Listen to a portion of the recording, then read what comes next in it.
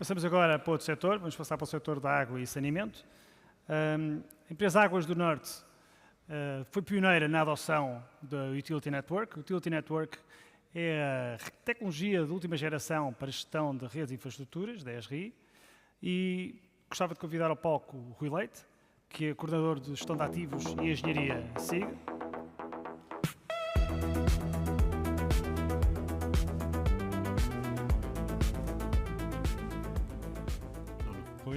O Rui vai nos mostrar como é que a integração do SIG com outros sistemas tem permitido melhorar a gestão das infraestruturas das Águas do Norte e tornar a operação mais eficiente e melhorar a qualidade de serviço. Portanto, Rui, obrigado, o palco é teu.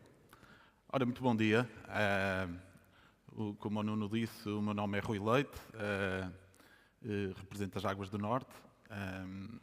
Estou aqui para vos falar desta estratégia de integração de SIG usando o ArcGIS Utility Network.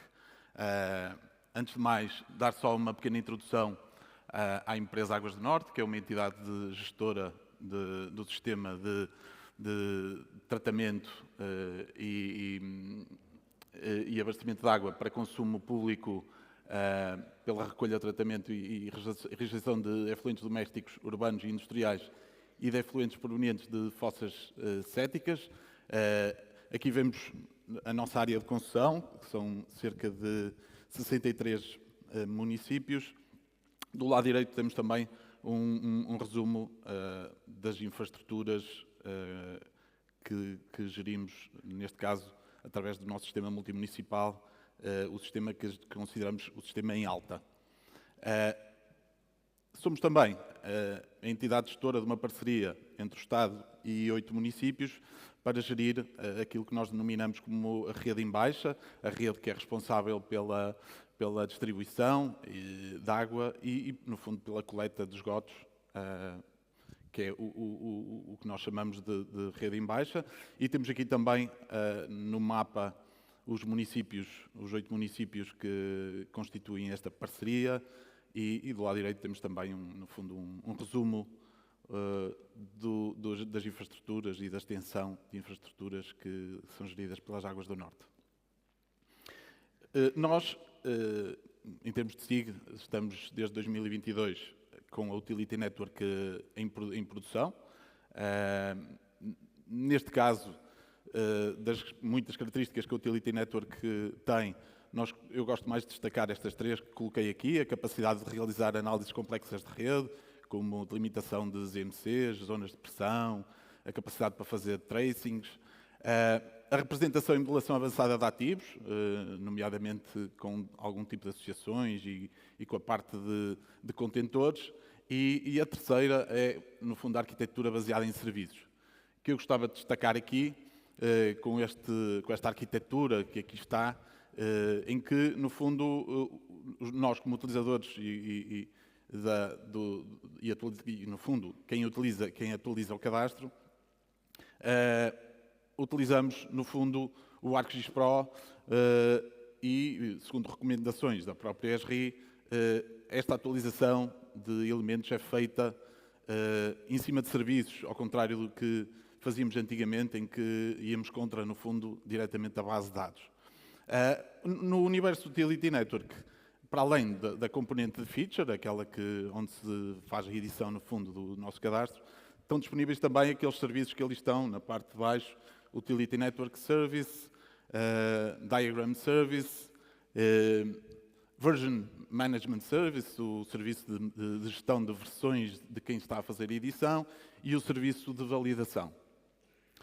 Esta arquitetura demonstra que, por exemplo, no nosso caso, utilizamos o ArcGIS Pro para gerir os serviços web, no fundo, para fazer edição, consulta, mas também tem ali aquela componente de SDK que diz respeito às aplicações e que nós, em conjunto com a nossa equipa de sistemas de informação e na nova geração de aplicações, queríamos usar esta arquitetura de serviços e passamos a integrá-la na nossa plataforma no nosso sistema de manutenção e gestão de ativos, neste caso o Aquaman, em que o cadastro aparece via serviço da Utility Network. Na nossa plataforma de operação e manutenção, neste caso, operação alta e baixa e manutenção das redes em baixa, que eu gero, mais conhecido por Navia, provavelmente da plataforma, para quem está familiarizada, em que os serviços consumidos são os serviços da Utility Network. No nosso Wix Center, no nosso, no fundo, Data Lake, ou SCADA gigante, onde reúne muita informação de SCADAs, de loggers, reúne IoT, inteligência artificial, acaba por ser, no fundo, um software onde ele recolhe informação, trata e disponibiliza. Já está disponível para as barragens e a nossa central de alarmes também utiliza a nossa informação, os nossos serviços web. Nesta interação, neste caso, estas duas aplicações, para além da consulta, também já têm disponibilizado uma layer de edição, neste caso, a layer de registros operacionais. Na parte da seta inferior, nós vemos que as aplicações já consomem as feature services e os map services para mostrá-los nas próprias aplicações, como vimos anteriormente. Neste caso, o Gero Navia também já consome um serviço de trace que está partilhado com a aplicação e, no fundo, as duas aplicações, uma na alta e outra na baixa, já registram e está ali naquela seta superior da esquerda para a direita, em que o software de operação e o software de gestão de ativos já escrevem, no fundo, as ocorrências de rupturas, obstruções, purgas, manutenções, equipamentos como válvulas redutoras de pressão, etc. Verificações técnicas, são escritas diretamente na nossa base de dados. Uma vez que estando do nosso lado, nós com scripts e recorrendo à tecnologia da ESRI, fazemos, no fundo, um enriquecimento das ordens, recorrendo às próprias APIs das aplicações e recorrendo à Utility Network. Este é um exemplo de um dashboard, neste caso é relativo às rupturas no abastecimento no nosso sistema multimunicipal em Alta.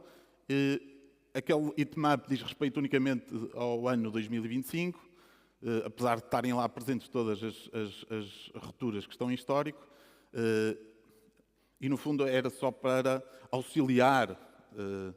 Este dashboard está disponibilizado para toda a empresa e, no fundo, é para auxiliar a nossa equipa de conservação de infraestruturas e a nossa gestão de ativos. Muitas vezes, olhando para um dashboard e para um mapa, se calhar torna-se um bocadinho mais fácil, não é? A partir do momento que nós abrimos, entre aspas, ou democratizamos, a palavra mais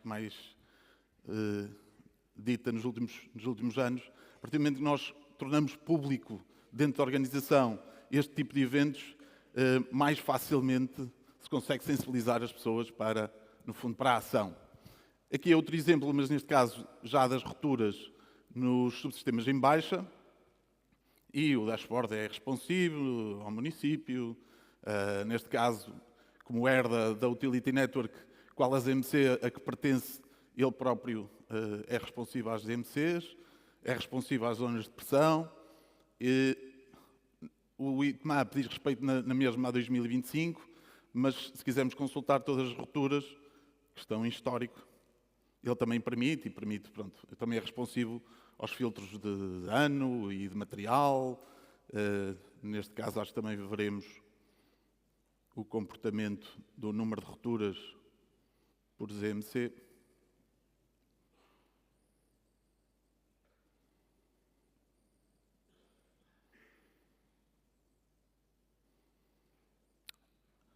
Aqui, neste caso, eu alterei a layer das rupturas para mostrar aqui uma particularidade, que é, no fundo, nós automatizamos que quando a ruptura é registada e é enriquecida, no fundo, ela própria procura, dentro da zona de pressão a que pertence, qual o controlador de pressão que o controla, se é um reservatório, uma estação elevatória, uma câmara de perda de carga ou uma válvula redutora de pressão, vê as pressões, ele próprio tem a cota do terreno, vai consultar a cota do controlador e ele faz uma estimativa de uma pressão estática, pronto, aproximada e que nos dá ali, já com um código de cores, as zonas onde ocorreram rupturas com pressões mais elevadas.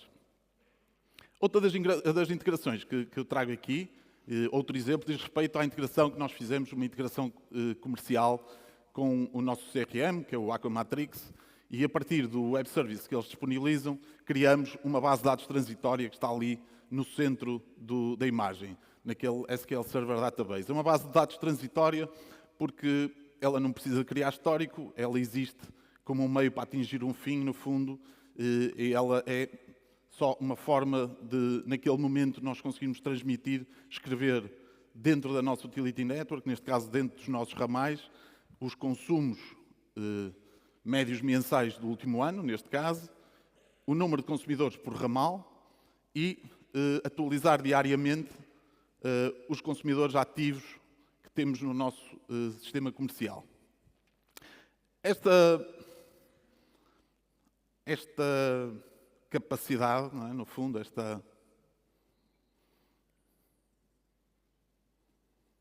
Entretanto, parou.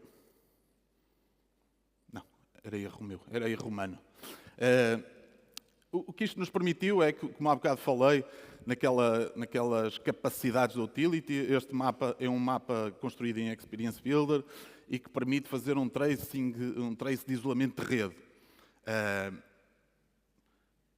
No fundo, isto é uma das capacidades da utility. Este mapa foi produzido partilhando essa mesma capacidade e esse mesmo trace de isolamento de rede. Ele mostra-nos aqui qual a rede é afetada por um evento de ruptura, neste caso, que válvulas manobrar, mas se virmos em baixo, nós temos a tabela de consumidores atualizada diariamente com os consumidores ativos e ele, ao selecionar o pedaço de rede afetado, também seleciona quais os consumidores afetados pelo evento de ruptura, neste caso, pelo isolamento de rede. Porquê? Porque os ramais que estão codificados são os que fazem a interligação com o sistema comercial e permite-nos, desta forma, saber que clientes é que são afetados por uma intervenção. Neste caso, é um exemplo também que resulta desta integração comercial. Estamos a ver aqui uma ZMC e do lado esquerdo tem uma série de pontos e os pontos dizem respeito a pressões que foram calculadas, conforme disse há bocado, com base, neste caso, não na ruptura, mas no local onde é feita a inserção do ramal na nossa toagem, na tomada em carga, e ele, como conhece a que ZMC e a que zona de pressão está integrada, ele próprio vai consultar qual é o controlador dele e vai fazer o cálculo da pressão estática daquele local. Também tem por baixo um modelo digital de terreno, conforme se consegue ver, e se formos a comparar, por exemplo, temos ali aquela zona a vermelho, ali na zona direita central do mapa. Se formos a fazer a transposição para este modelo exportado para um formato de modelação, neste caso corrida à simulação em EPANET, podemos constatar que as zonas a vermelho são mais ou menos ou exatamente as mesmas que tinham sido calculadas naquele exercício dentro da nossa base de dados, da nossa Utility Network. Ou seja, com a integração comercial, ele automaticamente distribui os consumos de cada ramal pelos nós, cota-os, exporta ao modelo e o modelo fica praticamente pronto para fazer a simulação hidráulica e a modelação e, achamos nós, ajudar as nossas equipas de redução de perdas a ter um trabalho mais simplificado e mais eficaz. Aqui é só um exemplo de aplicação de um notebook neste ambiente ArcGIS Pro. É um mero exercício, eu não sou um especialista em modelação ou em comportamento de redes. Apesar de ser engenheiro, tenho estado mais vocacionado até para esta parte dos sistemas de informação geográfica, mas neste caso estamos a ver um trace de uma zona de medição e controle no município de Amarante E depois passamos para o notebook, vamos importar bibliotecas, vamos usar uma API daquele Wikicenter para ir consultar caudagens instantâneos provenientes do medidor que controla aquela zona de medição e controle que eu estava ali a mostrar. Transformamos esses dados de consulta em dados tabulares. Calculamos, no momento, o caudal mínimo noturno. Neste caso, no exercício que fiz, foi entre a meia-noite e as 6 da manhã, o intervalo a cada 15 minutos, que seria o menor. Posteriormente, recorro aos contents que estão no próprio mapa, neste caso, registro operacional GER-AA, já é uma camada enriquecida dos registros operacionais feitos pelo GER, para consultar registros relativos àquela ZMC, delimitá-los no tempo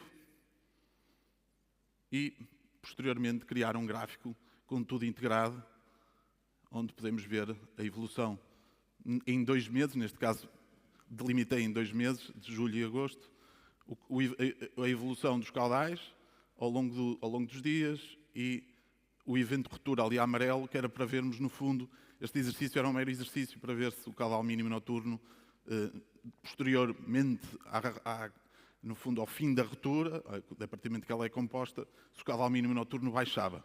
Naquele caso, primeiro caso baixa, no segundo mantém-se, no terceiro e no quarto caso, nestes 2 meses, o caudal mínimo noturno baixa, mas depois, eventualmente, ele até volta a subir. Pronto. Era meramente um exercício para mostrar, no fundo, a capacidade de integrar várias plataformas e as capacidades da Utility Network. Este trabalho foi alvo também de um case study, a convite da ESRI, que aqui coloco e que tem ali o QR Code, se quiserem visitar. Ele versa muito sobre este trabalho que eu vos falei agora. E resta-me só agradecer à minha equipa pelo trabalho diário que faz, à minha direção e à minha empresa no nome da administração. Agradecer à ESRI Portugal pelo convite e agradecer-vos a vocês por estarem aqui. Muito obrigado.